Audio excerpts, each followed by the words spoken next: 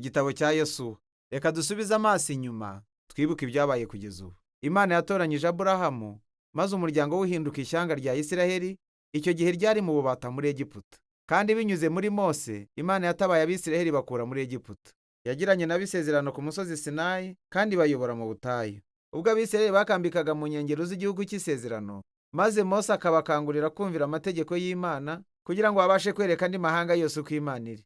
Igitabo cya Yosuwa gihera ubwo Mose yari amaze gupfa, Abisiraheli bari biteguye kwinjira muri icyo gihugu. Inkuru zo muri Yosuwa ziteguye zikurikije injyana enye z'ingenzi. Yosuwa yabanje kwinjiza Abisiraheli mu gihugu cy'isezerano. Nuko bamaze kukigeramo, Abanyakanani barabarwanyije, maze batangira ubwo bahangana nabo mu ntambara. Nyuma y'intsinzi z'uruhererekane bagize, Yosuwa agabanya igihugu cy'isezerano nk'umurage ku miryango 12. Hanyuma iki gitabo gisozwa n'imbwirwaruhame za nyuma Yosuwa yavugiye imbere ya rubanda. Reka noneho tubyinjiremo maze tuze kubona uburyo byose bigenda bisobanuka. Igice cya mbere gitangirana n'urupfu rwa Mose. Yosuwa niwe ushyirwaho nk'umuyobozi mushya wa Isiraheli, kandi umwanditsi agenderera kwerekana Yosuwa nka Mose mushya. Kimwe na Mose, Yosuwa ashishikariza abantu kwitondera Tora, ariyo mategeko y'isezerano baherewe ku musozi Sinayi. Hanyuma Yosuwa yohereza abatasi muri icyo gihugu, nk'uko Mose yabikoze mu kubara umutwe wa 13 n'uwa 14, uretse ko icyo gihe byabagendekeye neza kurushaho. Mu by'ukuri ni uko bamwe mu Banyakanani bahindukiye bagakurikira Imana ya Isiraheli. Uko niko Yosuwa yayoboye Abisiraheli bose bambutse uruzi Yorodani, maze binjira muri icyo gihugu. Nk'uko inyanja yigabanyijemo kabiri ku bwa Mose mu gitabo cyo Kuva, ni nako aha uruzi Yorodani rwigabanyijemo kabiri, maze abatambyi batwara isanduku y'isezerano barayambuka, bayoboye Abisiraheli bose. Mu mutwe wa 5 rero, inkuru ifata indi nsanganyamatsiko. Abantu basubiza amaso inyuma ku nkomoko yabo nk'ubwoko bw'Imana bw'isezerano, bityo b'ikiragano gishya bose barakebwa, maze bizihiza Pasika yabo ya mbere muri icyo gihugu.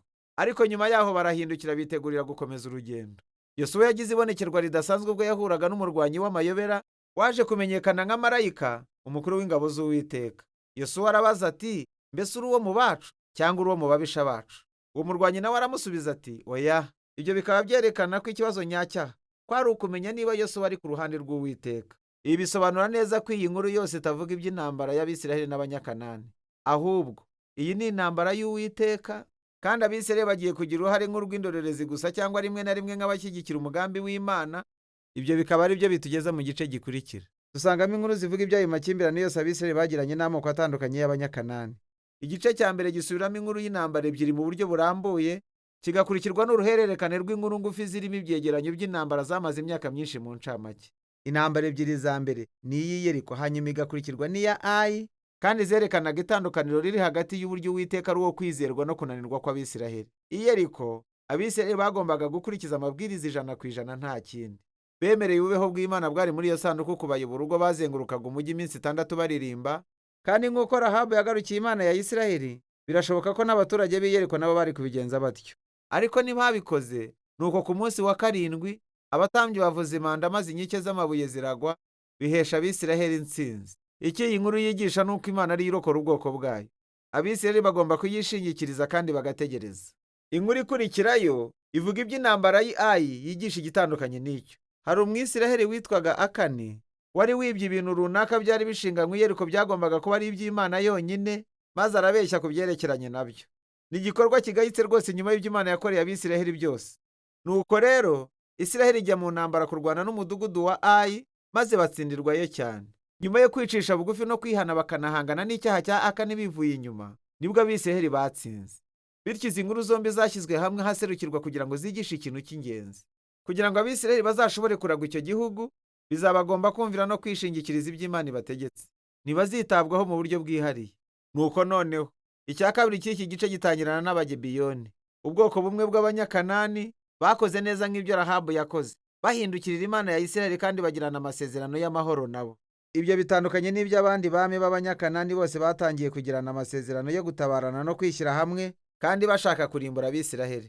Nuko Abisiraheli barabarwanyije maze babatsinda mu buryo budasubirwaho. Iki gice cyose rero gisoreza ku rutonde rw'incamake z'izo ntsinzi zose uhereye kuri Mose, hanyuma ukongeraho n'iza Yosuwa. Noneho reka duhagarara akanya gato, kuko birashoboka cyane ko izo nkuru n'urugomo ruzirimo bishobora kugutera ikibazo. Kandi niba uri umwigishwa wa Yesu, ushobora kwibaza uti, harya Yesu niyavuze ngo dukunde abanzi bacu? Kuki aho Imana iri gushoza intambara? Kuki Abanyakanani ari bo mbere ya byose?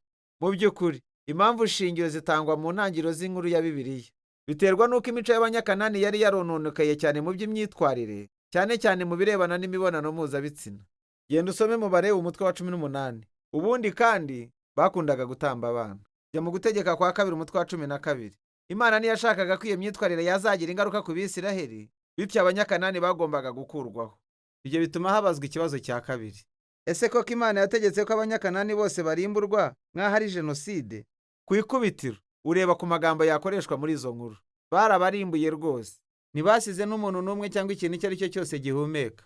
Ariko iyo usuzumye ayo magambo witonze, usanga ko ayo magambo byumvikana neza ko ari imvugo ikabiriza, atari ibisanzwe.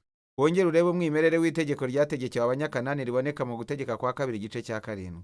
Abisiraheli babanza kubwirwa kwirukana Abanyakanani, ariko nyuma yaho babwiwe kubarimbura. Hanyuma ibyo bikurikirwa n'amabwiriza yo kudashyingirana nabo cyangwa kugirana nabo amasezerano abahuza mu bikorwa. Ntushobora gushakana n'umuntu warimbuye. Ntekereza ko musobanukiwe icyo bishatse kuvuga. Ibyo ni nako bimeze ku nkuru zivugwa mu gitabo cya Yosuwa. Itegereze neza.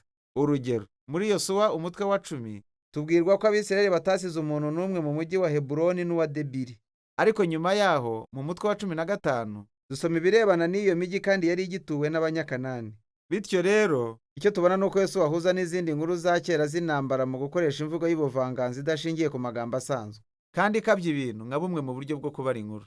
Nuko rero ijambo rya jenoside mu by'ukuri ntabwo rihuye neza n'ibyo tubona aha, cyane cyane urebye inkuru z'Abanyakanani bo bahindukiriye Imana ya Isiraheli nka Rahabu cyangwa Abagibeyoni.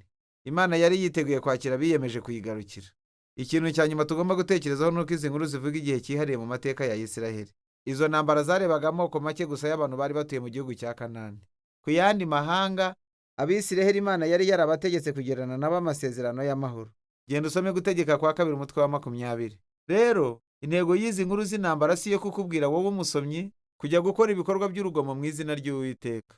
Ahubwo byerekana uko Imana isohoza ubutabera bwayo ku bubi bw'abantu mu gihe cyihariye mu mateka, n'uburyo yarokoye Abisiraheli ngo batarimburwa n'Abanyakanani. Reka noneho dusubize amaso inyuma ku mitunganyirize y'iki gitabo.